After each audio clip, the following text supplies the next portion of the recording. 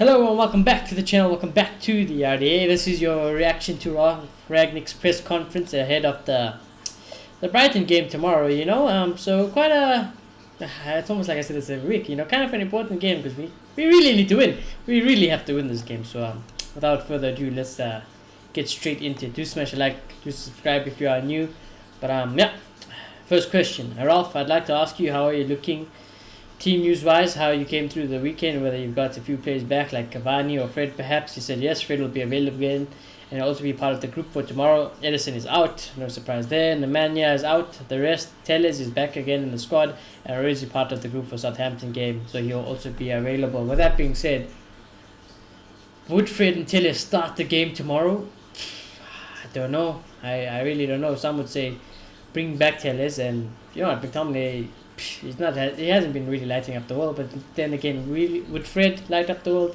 Probably not. He's probably got a worse passing than McTominay. He's a bit more tenacious, but when you can't distribute the ball at central defensive midfield, sorry, it's not really good now, is it? So I really don't know. He was then asked, he talked about the psychology side of things, the mental problems at the club, the player demands. I asked him too much of the players to raise their level, and I was just, a bit of a weird question. He said, I don't know what you mean when you say I spoke about psychological things. The situation's here. In 11 out of 13 games since I arrived, we scored the first goal and we were 1-0 up. We didn't win all of them, especially in the last 3 games. Yeah, it was very sad, and we didn't win those games because it cost us points in the league and then the next round of the cup. I think it's pretty obvious that the players are getting the ideas across the pitch with every game. It goes better. It's not. It's really not, Ralf. It's not really getting better. If it was getting better, the results would be following. The problem is you picking the wrong players. You picking Maguires, you picking the Scott McTominays, you picking the Rashfords. You're picking the wrong players, Ralf. You need to change up the squad, so it's absolutely not good enough. There's then also us. You've got 2 jobs at the moment, managing the team and offering advice to the club when you're finished. Are you forming your mind in the idea of Manchester United should be, what needs to be done in order for the club to be what it wants to be? Because clearly, however the season works out, finishing 4th as best case scenario is not what Manchester United want. I said right now, this is exactly what Manchester United needs to want. Sack him now. Sack him now. Yeah, so, I never want to hear my manager really say that. Finishing 4th, yes, it might be the most realistic thing, but you're not really helping the situation. People say it's realistic, whatever. Not really.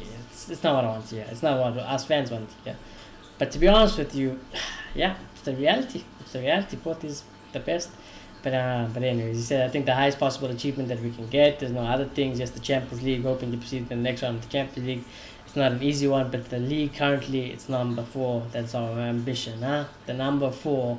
The manager of Manchester United said number 4 is our ambition for the club. Says a lot about how we have dropped. He said, yes, obviously after being here 10 or 11 weeks, of course, I know what it takes for next season, but now is not the time to discuss with anyone. My full focus is on tomorrow. Or maybe it should be off. Maybe it really needs to start to should be, because this season's a write-off, man. I'd rather have no European football at all next season, because we don't deserve it. We don't deserve it. We're going to go to the Champions League for what? For what? To get knocked out. To get knocked out and embarrass ourselves. We're going to play on Thursday nights? No, that's just embarrassing. I just rather have nothing to do, honestly. I really can't be asked with this team at the moment.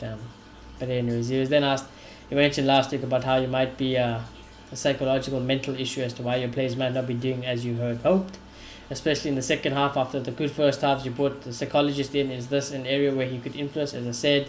And then he said, as I said, it's pretty obvious you are 1-0 up the last couple of games. I see 11 out of 13, basically repeating his whole answer. Doesn't really matter, don't care. He was asked, you mentioned 4th is the best possible finish for Manchester United. You'll be the 5th manager where the team hasn't seriously challenged for the title. All managers seem to be getting the blame. All the other ones have got the blame. Is it about time you stop blaming the managers and blame the players?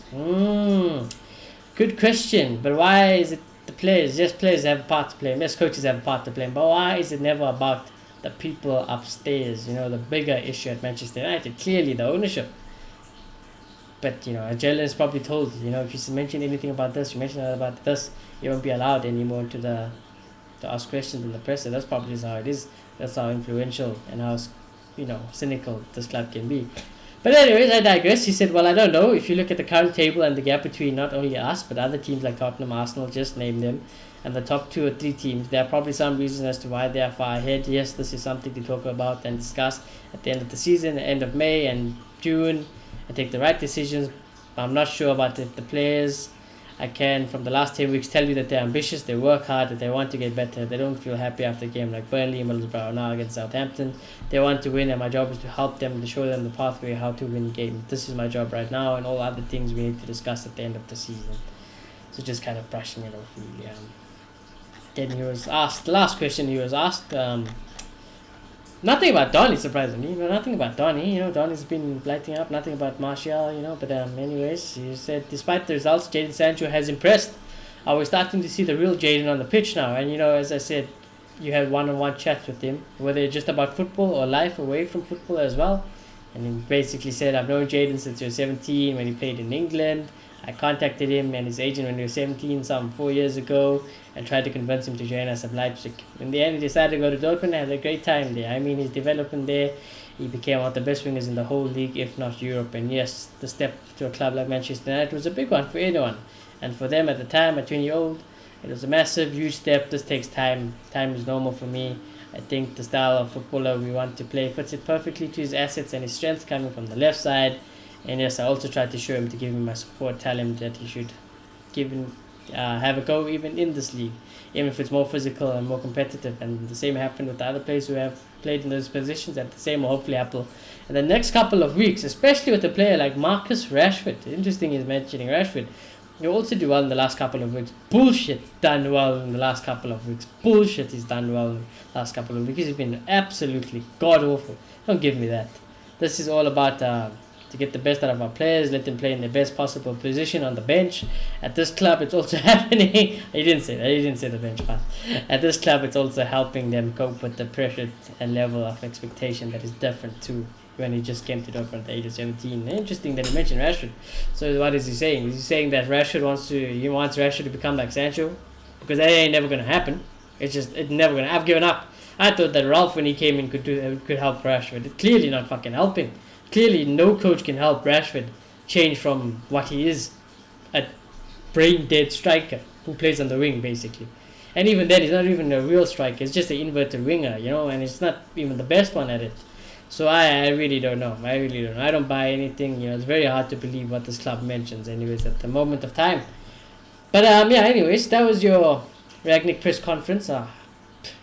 Again, it's like nothing you could say. You will never please anyone anyways, but it's like nothing you can say at the moment really is going to turn his table, unless he says, he's not really what you can expect him to say. Maguire shit, Rashford shit.